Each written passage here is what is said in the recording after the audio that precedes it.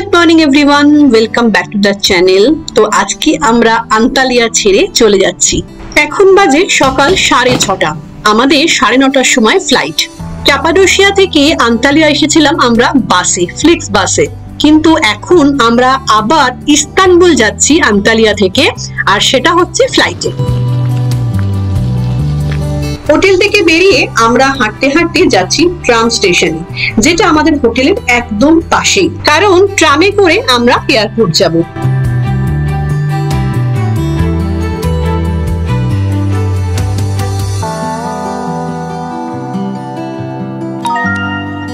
এই হচ্ছে tram station.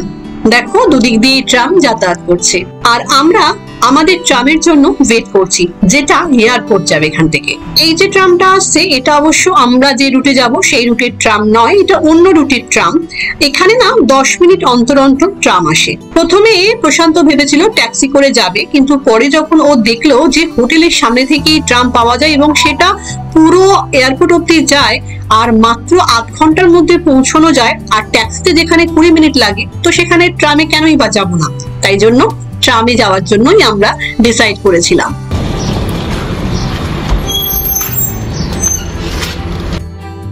আর এই যে আমাদের ট্রাম এসে গেছে, আর ট্রাম কিন্তু বেশ ফাঁকা আছে, একদমই ভিড় নেই, কারণ এখন সকালবেলাটা একটু ফাঁকা থাকবে, আর সেই জন্যই আমরা ঠিক করেছিলাম যে আমরা ট্রামেতেই যাব, অতটাও জ্যাম থাকবে না রাস্তায়।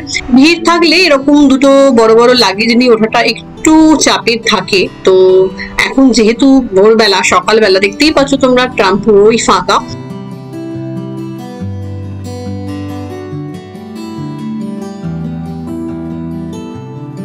রাস্তাঘাট তো ফাঁকাই, আর দোকানপত্র সব বন্ধ। জানো তো, আমরা বেরিয়ে আগে একটু চায়ের খোঁজ করছিলাম, বাট চাও পেলাম না, তার কারণ সমস্ত দোকান বন্ধ। সবাই বলছে 8টা 8:30টার আগে কোনো চায়ের দোকানও এখানে খোলা থাকে না। আর আমাদের যে হোটেলটা ছিল সেখানে কিন্তু ব্রেকফাস্টের ব্যবস্থা ছিল না, ওদের অর্ডার দিতে হতো। অর্ডার দিলে ওরা হয়তো বানিয়ে দিত, কারণ ওরা বলেছিল আমাদেরকে যদি ব্রেকফাস্ট চান তাহলে আগের দিন রাত্রিরে অর্ডার দিতে হবে। তো আমরা আর রাত্রে অর্ডার দিইনি, আমাদেরও বেরোনোর তাড়া ছিল, আর আমরা তো এয়ারপোর্টে গিয়ে ব্রেকফাস্ট করতামই, কিন্তু আমরা চাটা খুঁজছিলাম, কিন্তু চাটাও পাইনি আমরা। আমাদের হোটেলের ওখান থেকে ট্রামে উঠেছি, আর এই এয়ারপোর্ট অব্দি পৌঁছতে লাগলো পুরো 30 মিনিট। একদম মানে আধ ঘন্টার মধ্যে আমরা এয়ারপোর্ট চলে এসেছি। একদম এয়ারপোর্টই কিন্তু একটা ট্রাম স্টেশন, ট্রাম স্টপেজ বলা যেতে পারে। হোটেলগুলো যদি প্রপার সিটিতে চুজ করা যায় না, তাহলে কিন্তু খুব সহজেই পাবলিক ট্রান্সপোর্ট গুলো ইউজ করা যায়। এর ফলে খরচাটাও অনেকটাই কম হয়। হচ্ছে আন্তালিয়া এয়ারপোর্ট। এই যে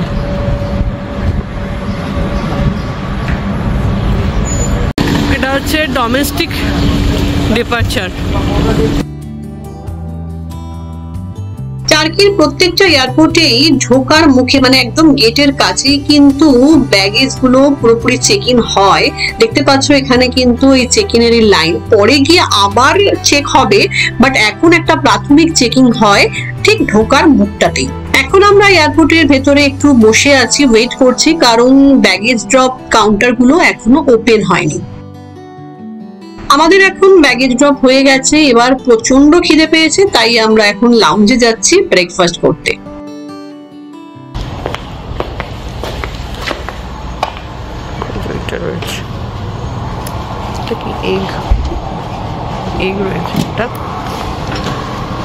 স্যুপ, ব্রেড, একদম ব্রেকফাস্ট যেটা হয় আর কি।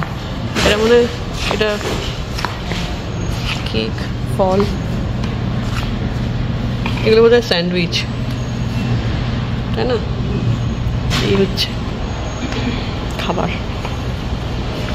চলো নি। এই হচ্ছে আমাদের ব্রেকফাস্ট, কফি, আর এখানে তো এই পাওয়া যায়, আর কিছু পাওয়া যায় না। আমার খাওয়া হয়ে গেছে, ব্রেডগুলো খাওয়া যায়। ওই যে সল্ট আর পেপার দেওয়া আছে।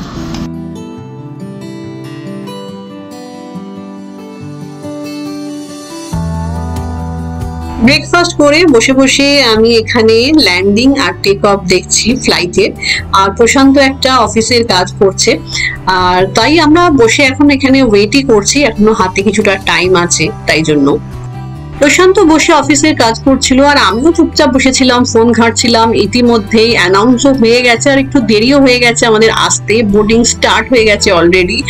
আর আমরা একটু তাড়াহুড়ো করে ছুটে ছুটেই আসছিলাম আর কি। আসলে আমাদের যে লাউঞ্জটা ছিল, যেখানে আমরা বসেছিলাম খাওয়া দাওয়া করছিলাম, ওখান থেকে কিন্তু এই গেটটা অনেকটাই দূর ছিল। একটু তাড়াতাড়ি করেই এখন আমরা হাঁটছি, দেখতেই পাচ্ছ।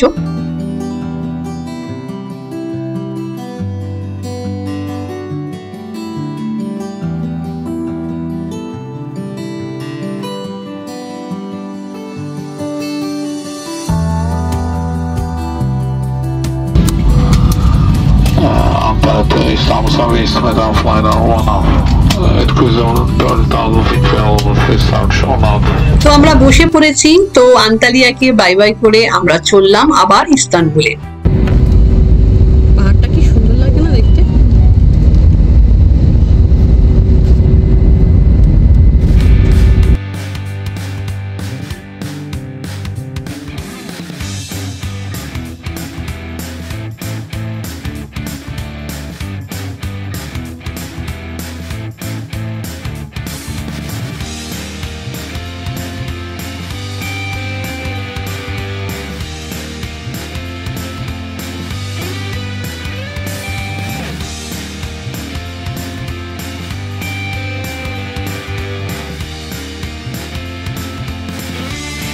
তো আমরা ইস্তানবুল চলে এসেছি। আন্তালিয়া থেকে ইস্তানবুল আসতে 1 ঘন্টা 10 মিনিট লাগলো। দেখতে দেখতে মানে বসতে বসতেই নাবার সময় চলে এলো, দেখতেই পাচ্ছ তোমরা উপর থেকে। ফ্লাইট এখন ল্যান্ড করবে।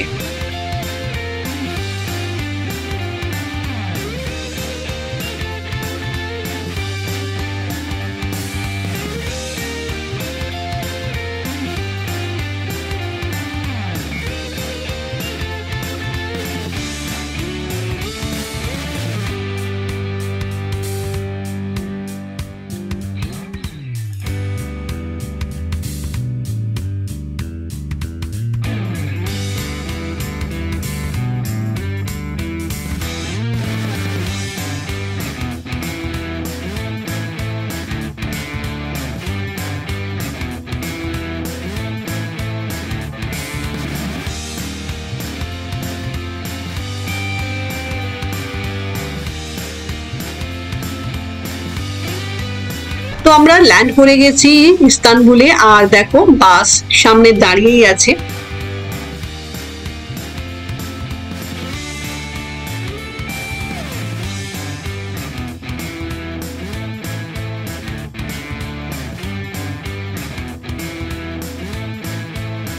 ব্যাগেজ গুলো খুব তাড়াতাড়ি চলে এসেছে, জানো তো। আমরা এতগুলো দেশে ঘুরেছি, সব জায়গাতেই মানে আমরা ওই সামনে লাগেজ বেল্টে আসার কাছেই কিন্তু লাগেজ অলরেডি চলে এসেছে, মানে আসে আর কি। আর আমরা যখন কলকাতা এয়ারপোর্টে গিয়ে ল্যান্ড করি তখন কিন্তু লাগেজ গুলো আর আসতেই যায় না।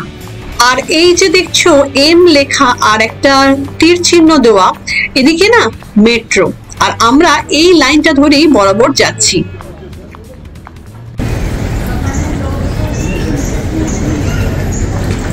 ওই যে মধুমিতা আসছে। আমরা চলে এসেছি ইস্তানবুলে। চলো, এটা হচ্ছে মেট্রোর গেট। হ্যাঁ ঠিক আছে।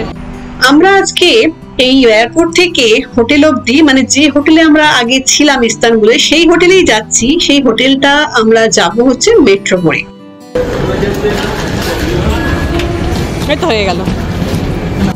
প্রশান্ত আসলে ইস্তানবুল নামক যে কার্ডটা তোমাদেরকে দেখিয়েছিলাম, ইস্তানবুলে এসে আমরা নিয়েছিলাম পাবলিক ট্রান্সপোর্টের জন্য, সেটাতে ও রিচার্জ করতে গিয়েছিল। কিন্তু একজন ওকে দেখে বলল, কেন এটাতে রিচার্জ করছেন? আপনার ক্রেডিট কার্ডই কিন্তু ওখানে মানে স্ক্যান করলে আপনি মেট্রোয় উঠতে পারবেন। আর সত্যিই তাই, ক্রেডিট কার্ড দিয়ে কিন্তু আমরা মেট্রো মানে ঢুকে পড়লাম মেট্রো স্টেশনে। আমরা কিন্তু আন্তালিয়ার ট্রামেও কিন্তু ক্রেডিট কার্ড দিয়েই এসেছিলাম। তাই এখন আমাদের মনে হচ্ছে ওই আন্তালিয়া কার্ডটা না কিনলেও চলতো। আর যেহেতু আমরা কালকে ফিরে যাচ্ছি, তাই ওটার রিচার্জ করিয়েও কোনো লাভ নেই। এটা কিন্তু যিনি বলেছেন আর কি, প্রশান্তকে, খুব ভালো কথাই বলেছেন। আর এটা আমাদের জানা ছিল না, বেশ ভালো লাগলো জেনে। আর এই যে মেট্রো চলে এসেছে। মেট্রো কিন্তু এখানে ফাঁকাই ছিল, দেখতেই পাচ্ছ আমরা উঠেছি ফাঁকা ফাঁকাই ছিল, এখানে যারা যারা নেমে যাচ্ছে তারপরে ফাঁকাই ছিল। মানে লাগেজ নিয়ে ভিড়ে উঠতে একটু অসুবিধা হয়, বিশেষ করে বসার সিট টিট না পেলে একটু অসুবিধা তো হয়, আমার জন্য তো হয়। তো যাই হোক মোটামুটি আমরা উঠে বসতেও পেরেছিলাম, আর লাগেজ রাখার জায়গাও একটা সাইডে করে নিয়েছিলাম আমরা। আমাদের এমনিতেও ইচ্ছে ছিল যে ইস্তানবুলে মেট্রোতে উঠবো, তো সেটাও ওঠা হয়ে গেল।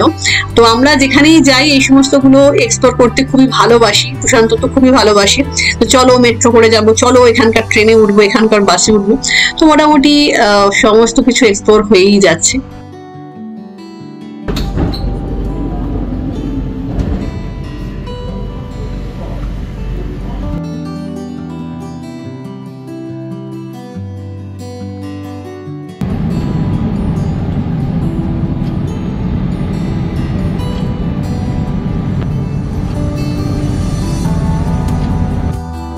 প্রায় 40 মিনিট মতো লাগলো মেট্রোতে। আমরা যদি ট্যাক্সি করে আসতাম আমাদের আরো টাইম লাগতো, তার কারণ হচ্ছে এই সময়টা সকালের দিকটা ভীষণ জ্যাম থাকে।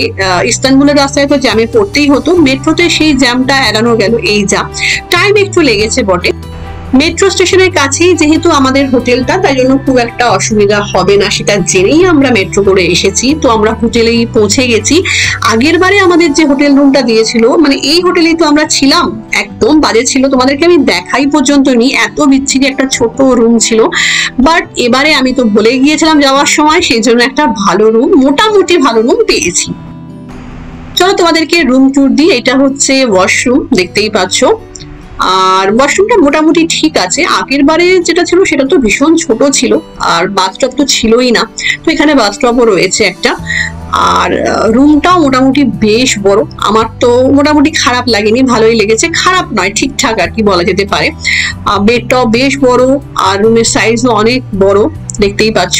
একটা বড় বেড রয়েছে, বেডের পাশে দুটো বেড সাইড টেবিল রয়েছে, আর একটা লাগেজ রাখার টেবিল রয়েছে, ড্রেসিং টেবিল রয়েছে, টিভি ইউনিট রয়েছে, আর একটা ওদিকে ছোট বসার সোফা টাইপের আছে।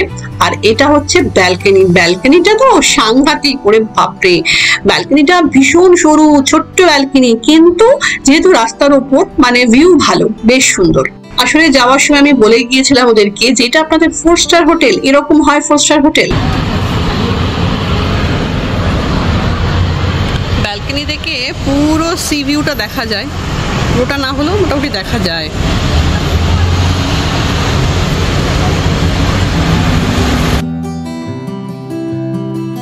যাই হোক চলো, এই রুম ট্যুরটা দিয়েই আমি আমার ভিডিওটাকে শেষ করছি। আসবো আবার একটা ভিডিও নিয়ে, কারণ এখন আমরা ফ্রেশ ট্রেশ হয়ে খেয়ে দিয়ে আবার বেরোবো। আমরা কোথায় যাব সেটা তো নেক্সট ব্লগে তোমরা দেখতেই পাবে। তো চলো, টাটা।